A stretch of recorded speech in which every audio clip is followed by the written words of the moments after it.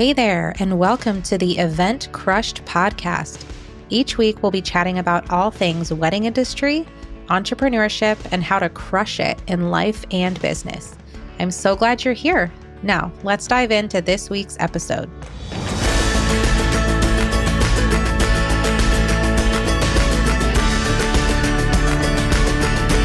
Hello. Welcome back to the Event Crushed podcast.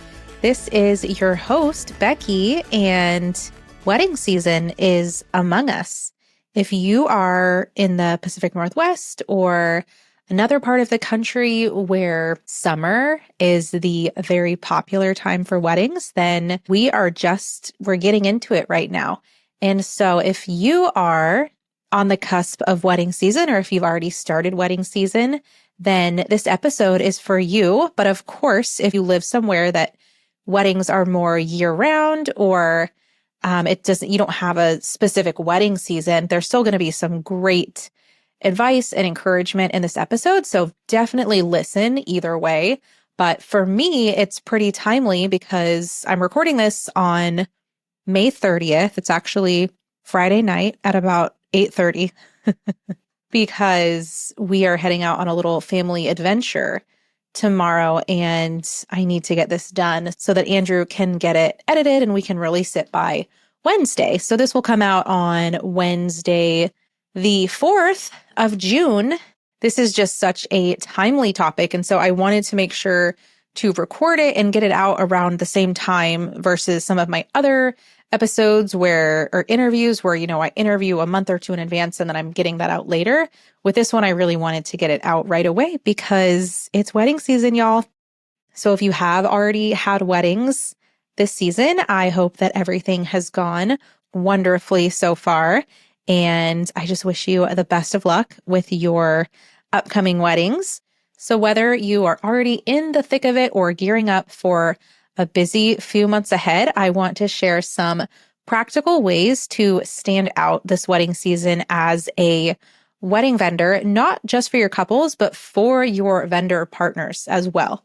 And these are not about doing more because, let's be real, we're already juggling a lot, but these are more about being intentional and impactful in small ways, and how those things can really amount to so much more than we realize. So let's jump right in. We are going to get into 6 ways that you can really stand out this wedding season. So number 1 on the list, I would argue, is one of the most important, and this is having stellar communication.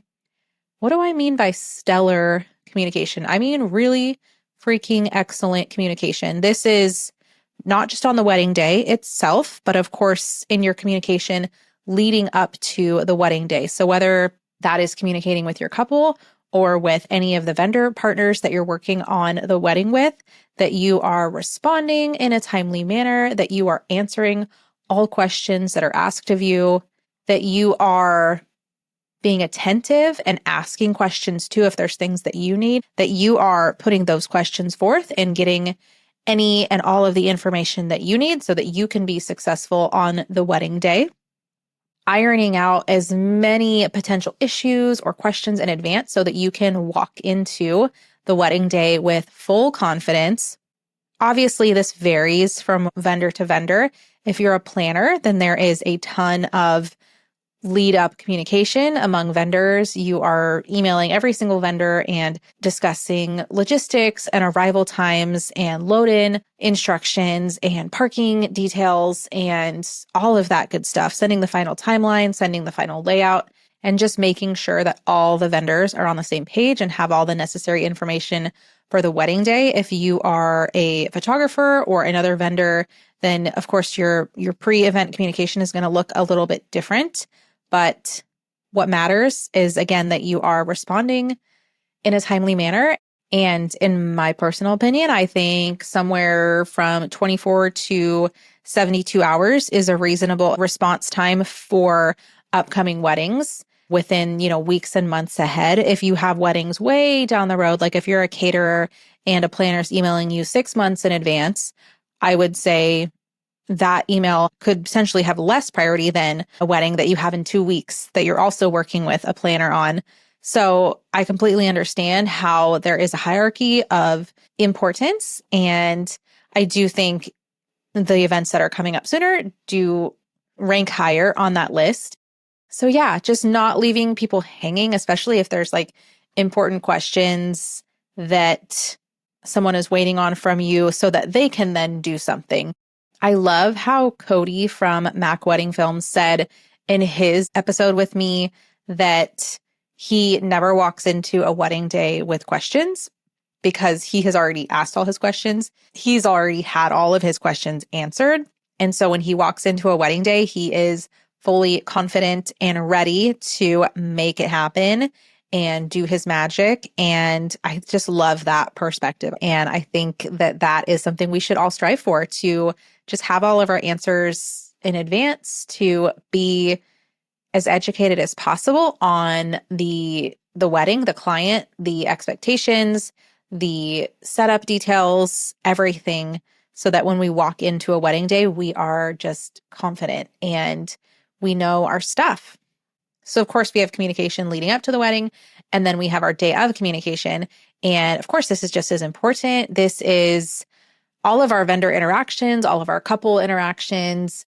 As planners, we are working very closely with different vendors, especially the DJ or the band, and communicating with them throughout the evening if things are behind, if our timeline is off at all. We are keeping them in the loop and letting them know that we need to delay the first dance or delay toasts, or if we're ahead of schedule, maybe we're going to bump something up. So we need to make sure that we are communicating with all the relevant vendors. I could definitely get into examples of different vendors' communication on a wedding day, but I think the most important thing I want to express is that you are communicating clearly and effectively, and that you are looping in anyone who needs to know what is going on. So if there's any changes with the timeline, make sure that you're communicating that to any vendors that are going to be affected by that change, and make sure to be proactive and to just fill people in as quickly as possible, because all kinds of things come up and we don't want to wait until the last minute to share something with someone that we found out 2 hours ago.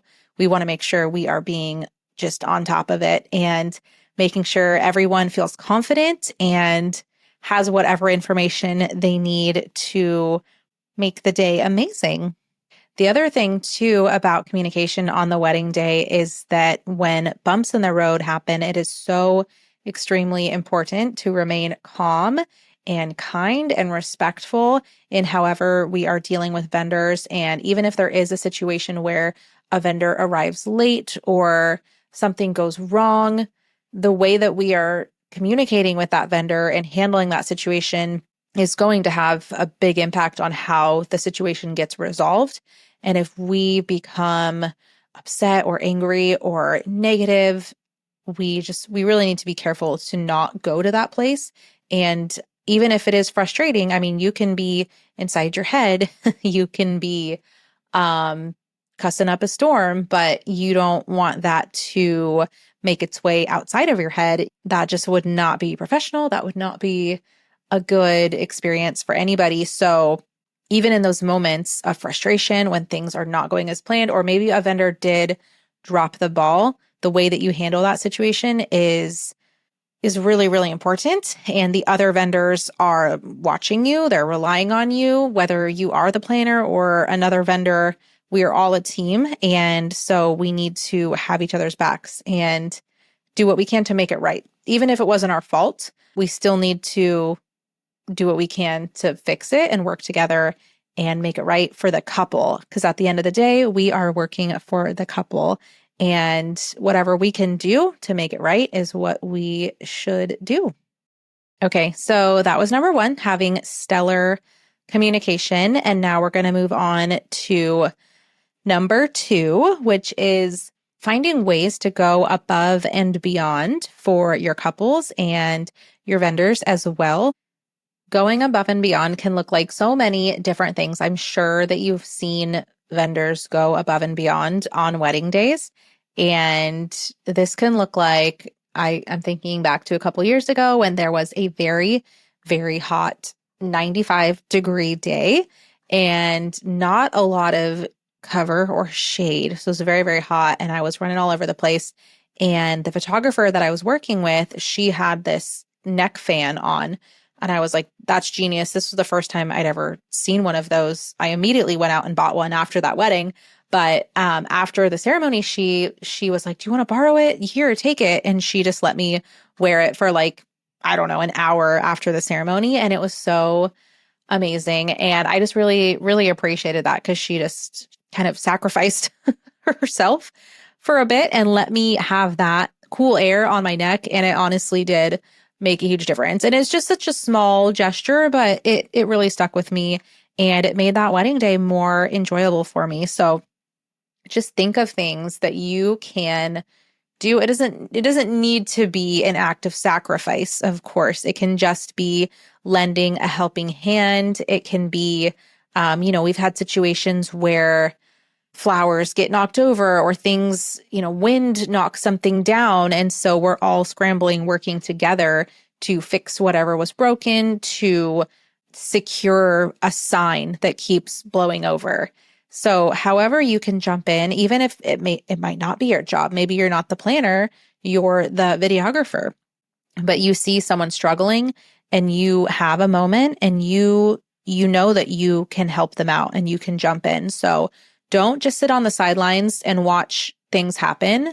Be proactive and be a helping hand whenever you can, because I can assure you that, again, people are watching and they're noticing what you're doing and how you're handling situations. And if you are someone who steps up and steps in those moments, that is going to be remembered by the vendors on that team. And who knows who else is watching? Maybe there's wedding party watching and seeing what you're doing. And those small acts of kindness and helpfulness can go a really, really long way. Another thing that I recommend specifically for planners that is a small gesture, but I do think it is so appreciated by vendors, at least from my personal experience. But for years, we have been bringing vendor snack baskets to wedding days with us. So we have a little snack station with a bunch of different treats. We have like bagged crackers and chips and granola bars and fruit leather, whatever I can find. Really, I always try to have some gluten-free stuff, bags of popcorn, and a variety of different snacks that will accommodate various food allergies. And I just have it in a cute little basket with a sign, and then I'll have some bottled water set up as well. And it's so nice as a vendor to know that you are being thought of and that you are appreciated and that someone is going out of their way to give you a little treat. So if you are a planner, I'm sure I talked about this in one of my early episodes, but that is a really great way to kind of provide team wedding day camaraderie too. And to kind of boost morale is like to set up a little snack station and tell your vendors about it and say, hey, in the prep tent or in the whatever room, wherever you have area to set aside for vendors, like make sure they know about it and communicate it, because I have had it where I'll set up a station, but then I get busy with setup and then I realize like nobody ever knew where it was. So make sure to communicate and let vendors know when they arrive, hey, there's snacks and water set up over here, just so everybody is aware of it, because it's not fun when all of that work goes to waste.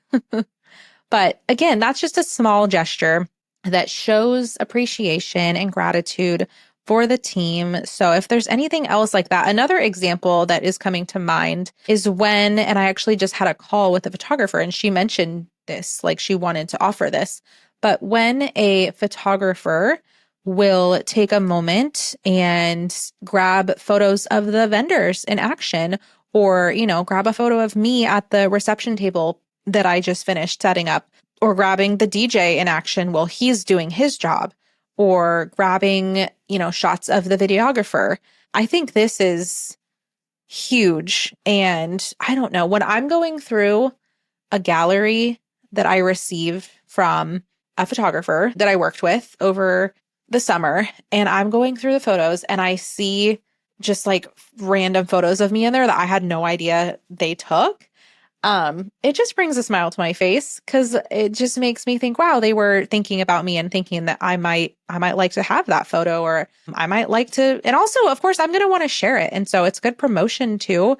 There are many reasons why I think this is a fantastic idea, but if you are a photographer or videographer, like grabbing photos or videos of other vendors and just sending it to them. I've had some photographers who will send a separate vendor gallery of vendor shots, which I think is fantastic because then you're not cluttering up the main gallery for the couple with all the vendor images. So I think that's a great way to do it. I've also had a videographer did that with clips. When I had my cotton candy cart, she got some videos of me doing wedding setup and then also of our cotton candy cart, our team member making cotton candy for guests. And so, again, these are just examples of ways that you can go above and beyond on a wedding day, but like you're doing things you're already doing anyway. Like if you're a photographer, you're already capturing the event, capturing the day. So, how much more effort would it really be to just grab those photos of the vendor team working? They can just be candids, absolutely. But if you have a chance to grab the planner and say, hey, can I just snap a photo of you in front of their reception space? They will appreciate that so, so much. I am telling you. So those are some ideas. Any way that you can just be a helping hand in the moment or just go above and beyond. Those are the things that stick out to me when I'm thinking about what vendors I want to recommend. I'm thinking of who's a team player. I'm thinking of who had my back. I'm thinking of who went above and beyond and did this special thing for the couple or for me or my team or for another vendor. Those are the vendors that I am recommending and that I am remembering. We talked about this a lot in my interview episode with Olivia of Numa Films. We talked about kindness and respect and working together as a vendor team on wedding days. So if you haven't listened to that episode, I highly recommend going back and listening to it. I don't have the number at the moment, but I will link it in the show notes. All right, we're moving along. So number 3 is, I feel like these are all related. But they're all nuanced in their own way, but I can see how they're definitely related. The third one is to be a calm and confident presence on the wedding day. So of course, wedding days are high energy, they're high stakes, they're high emotions, all the things, but your calm presence can anchor everyone around you. And I think that's so important. That is so important. It's not just the planner either. I think people think, oh yeah, the planner needs to be the one who can stay calm under pressure and be like that anchor. But like, if any one vendor just has negative energy, like it rubs off on people. And I did a whole episode about that I think it was called like, what energy are you bringing into a wedding day? And it's about this exact thing. Like if you are going into a wedding day with frustration, maybe even if you have stuff going on in your personal life, which we all do. And I'm not saying that you have to just like somehow remove all of that and only think about the wedding. Like I get it. I've been in really tough situations where I had to like put on a smile and pretend like everything's fine when I felt like my world was falling apart. So it is extremely hard to have to do that. And I'm not at all saying that you need to just like disregard what you're going through. But at the end of the day, we are showing up for the couple, we're showing up for the vendor team. And sometimes that does take some sacrifice of our own personal stuff that's going on. But stay tuned for the next point because that one is really, really important and it relates to what I just said. So don't skip the next one. Other ways to be a calm and confident presence on the wedding day. It has a lot to do with setting yourself up for success. So doing things like showing up early so that you can get prepped and check out the space and know exactly what's going on. Having a backup plan for the unpredictable. For example, if you're a DJ or a musician and you bring a backup sound system or backup speakers or mixers in case any of your equipment fails, or a photographer having a backup camera body in case your camera is having any issues, or backup SD cards in case you fill them all up. I was just working an event recently where the photographer ended up filling up all their SD cards, not realizing like how many details there were going to be. And she had to call someone to bring her more. It all worked out. It was totally fine. But just being fully prepared on the front end so that you're not having to make those calls and having to, have somebody go grab something for you. Of course, things happen. Like there sometimes is no way around that. No matter how prepared you are, there are still things that come up. And so don't beat yourself up. If you have to call somebody to bring something for you, that's not what I'm saying at all. This gal was so prepared. She did an amazing job. But just that general sentiment of being prepared for the unpredictable, having backup equipment, having a backup plan. Obviously, as planners, we talk a lot about rain plans for weddings and having a backup plan in case the inclement weather comes in, which, now we're like, okay, summer wedding season in Oregon, everything's beautiful and there's no rain. But then of course there's going to be those random summer rainstorms and people are going to get caught in the rain if they don't have a backup plan. And another way to be this calm and confident presence is just being the steady voice when others start to panic. So if something is going wrong or if the timeline is very far behind and you're feeling like you're going to run out of time for dancing or for golden hour photos or for any number of things, like just being that calm presence. Again, this isn't just for planners. This is for the photographer, the videographer, anyone who's interacting with the couple or vendors on a wedding day. Like we all need to be able to remain calm and professional and just like have a smile on our faces. Even if inside of our heads we're going crazy, we are not showing that on our faces. And that I think is extremely important if you are a planner. I think that is like a must for planners, is to have the ability to be stressed out in here and maybe you're freaking out internally, but on your face, you are smiling and you're like, yeah, we're going to figure this out. Absolutely. And just being that calm voice of reason in the storm, I think is just, it's so important. So if you're a planner, I'm going to say, yes, that's a must for you. For other vendors, I think that's a highly, highly useful skill. If something unexpected happens, your ability to roll with it and find a solution is what sets you apart. Let's put it that way. Okay. Okay. Moving on to number 4. And this one is really important. And I feel like this could have easily not been on the list, or this could be like its whole own separate episode. But I want to make sure that we talk about this. It's prioritizing your own well-being so that you can show up fully. Because if you are so exhausted and drained and burnt out, that is going to affect your work.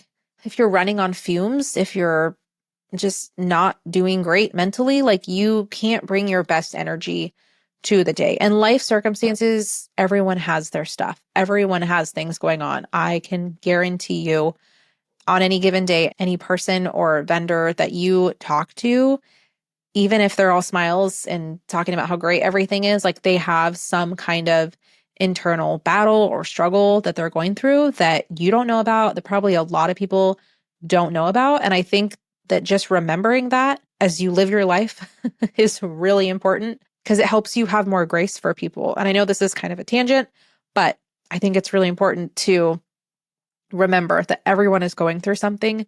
And if you can remind yourself of that truth, you will have a lot more grace for that vendor who does show up late, or for that vendor who the microphone died and they don't have a backup microphone.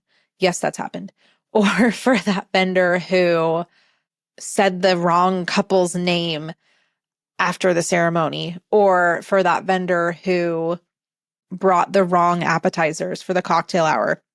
Yes, these things stink and they are unfortunate, but we don't know what's going on in that person's life and why there was some kind of an issue. And so it just helps to give grace. So again, that was a bit of a aside, but take care of yourself. Take care of yourself because you know the saying, you can't pour from an empty cup. So some specific things I'm thinking of as we're talking about this is packing your own snacks and water, because not all planners do provide that snack station. And if you're a vendor that's on site for many hours, if you are the photographer, planner, DJ, band, like if you're going to be there for hours, videographer, you can't rely on whatever is going to be at the venue. So you need to take care of yourself by providing your own healthy snacks and water. Bringing a ton of water to a wedding day is super important. A lot of times there's not water for vendors until like the cocktail hour. And so obviously you don't want to get dehydrated. So bringing a large, Stanley or whatever you drink water out of and just having that with you throughout the day so you can stay hydrated. That is one like very practical example of taking care of yourself. But we're all grown-ups and I think we all know how to do these things, but sometimes we just need reminders, And then like post-wedding stuff, like everyone has their own post-wedding ritual and how they take care of themselves and how they decompress after a wedding day. This could be like going in, getting a massage. That would be my dream to do that after every wedding. Or maybe they just go on like a nice walk after not after the wedding, but the day after the wedding. Maybe they like treat themselves to a nice dinner or go get their nails done. There's so many different things we can do to rest and recharge after a wedding day. But I also will say, like, just make sure that you have time to rest and recharge after a wedding weekend. I know some people do like multiple weddings in a weekend. And if you can do that and function and you feel good, like that's awesome. But personally, the couple of times that I did multiple weddings in a weekend, I was just so exhausted mentally and physically and emotionally. I was like, I do not want to do that. Like my body was telling me that that was not a good thing for me. And so I decided that I was not going to do that anymore. So listen to your body. Like if your body is telling you that doing 2 weddings in a weekend maybe isn't the best idea, then listen to it. When you take care of you, you're able to bring that calm, confident energy that we talked about in the last point. And everyone needs that. Everyone needs that energy on a wedding day. And if you are feeling like, oh, I'm just running from wedding to wedding and I can't even keep track of like the different couples' names and what they need, and like especially if you travel, I know some people are traveling all over the place for weddings and they're flying from one place and driving multiple hours to the venue, and that's a lot. So just make sure that you're having time to rest and recharge after wedding days. And think about what your ideal post-wedding ritual looks like and try to do that. Maybe like if somebody asks you to do something the day after a wedding and you are a recovering people pleaser like me, you might be inclined to say yes, but maybe what's best for you is to just not do anything on the Sunday after a wedding and to just stay at home in your pajamas all day and just like protect that space if you need to. And don't take meetings, don't take lunches, don't take anything on Sundays if you need that day to rest and recharge. And you're allowed to do that as a business owner. You are allowed to say that I don't do anything on Sundays. Sundays are my recharge day. Like that is 100% fine to do. And you should not feel guilty about that in any way, shape, or form. Okay, moving on to number 5. We just have a couple left to go, and these will be pretty quick. So we talked about going above and beyond before. This one is creating little moments of surprise and delight. And this is more client facing, I would say. I think some of these topics we've talked about interacting with vendors, we've talked about interacting with couples, but this is more client facing. So these are small, thoughtful touches that people don't expect. So things that are outside of your contract that they wouldn't know you are doing for them.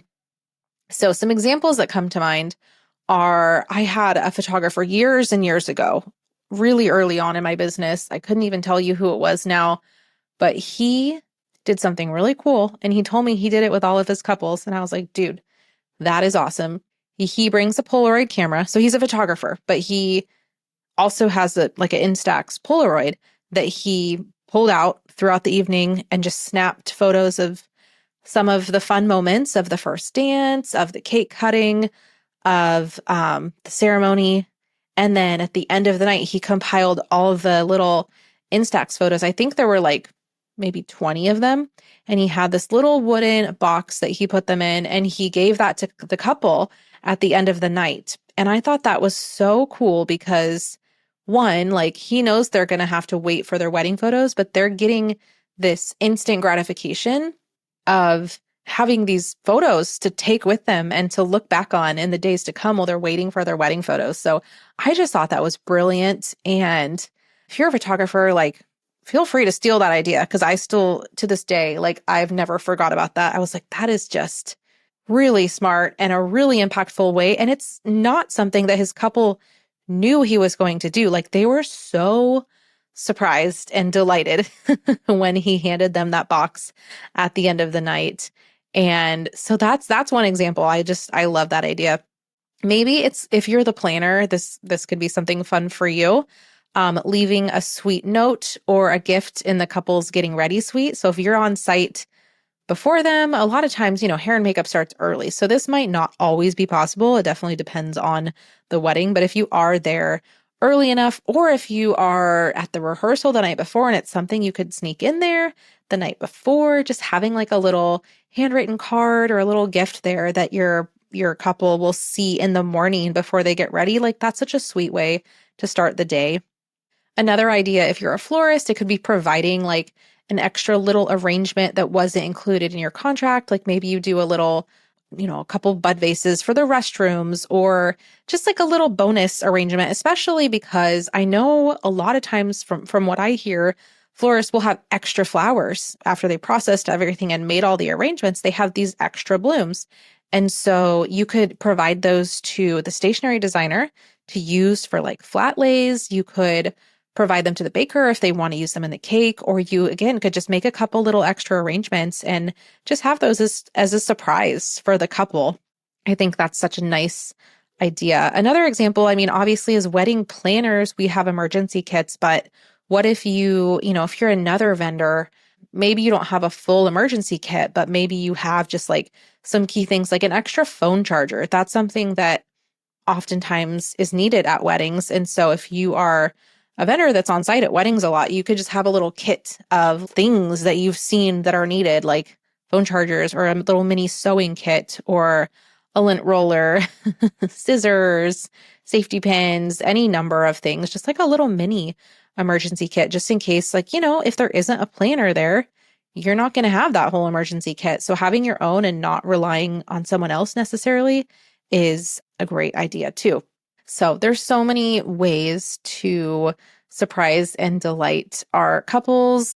You could do something with their first dance song, because a lot of times as the planner, we'll have that information in advance. So just thinking through ways you can kind of use some of the details of their wedding to create a little surprise for them is a really special idea. But again, these are optional. Like nobody expects these things, but that's why we're talking about them, because the vast majority of people are not taking this extra step. And this whole episode is about how to stand out among the crowd of other wedding professionals this summer. You want to be that vendor that after the wedding is over, the other vendors on the team are just thinking about how great it was to work with you. And they're immediately running to their preferred vendors list and they are adding you in because they had such an amazing experience with you. Like that's what we want. And so taking some of these ideas into consideration are what is potentially going to help make that happen. Okay, so we're moving on to our last one now, and this one is about building real relationships. I know I've talked about this a lot on the podcast, so this isn't going to be anything really new, but just remember that wedding days are opportunities to build real connections with the vendor team. It's not just another thing to check off your checklist and say, okay, that wedding's done, we got through it. It is a chance to build connections that then can lead to future opportunities as well. So by being friendly and helpful and collaborative, like we talked about before, that can help to strengthen those relationships, even if they're new relationships and it's a vendor that you're just working with for the first time. Like you can have such a strong bond from one wedding that you make a huge impact on that vendor and that they are going to immediately want to work with you again. And I know that because I've absolutely had that happen. I've had events where I cannot get them on my preferred list fast enough.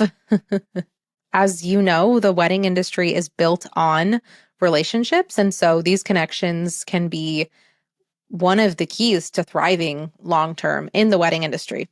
For myself and for most planners, I know that we won't have a vendor on our preferred list until we have worked with them at an event or at a wedding. So these are huge opportunities to get onto that planner's preferred list if all goes well. And if you are a team player and you are collaborative and you are doing what you can to go above and beyond and you are communicating effectively, then there's no reason that you shouldn't be added to that preferred list. Okay, so as we are heading into wedding season 2025, I don't want you to feel overwhelmed about having to do all of these things immediately. I would pick maybe one or two that you're really going to focus on and excel at. Maybe start with communication, because again, I think that's such a huge one. If that is an area where you see room for improvement, then that is where you should start, is how can I improve my communication? How can I be a more clear and effective communicator for this wedding season? And that change would have a huge impact on your clients and your vendors that you're working with. So I would start there, honestly, and then just build on it from there. Make sure that you're taking care of yourself. I think that one is a non-negotiable too. So if you feel like at the end of wedding season, you are just so drained and exhausted and just like burnt out, then that is a sign that you need to spend more time resting and recharging throughout the wedding season and not just waiting until the very end to get through it all. So that one is a non-negotiable. Absolutely. And if you find yourself getting tense in situations on wedding days, then that's a good sign that you should work on being a calm and confident presence and just work on that. Just practice it. Everything takes practice. And the more you do it, the more you flex that muscle, the better you'll get at remaining calm in those situations. So I'd love to hear what you're doing this wedding season to stand out. I'd love to hear any ideas that you have about how you are going to be the best wedding pro that you can be this season and how you are going to just set yourself apart from the rest of the crowd. So send me a DM on Instagram and let me know. And with that, I will see you back here next Wednesday. Thanks for tuning in, and we will catch you next week.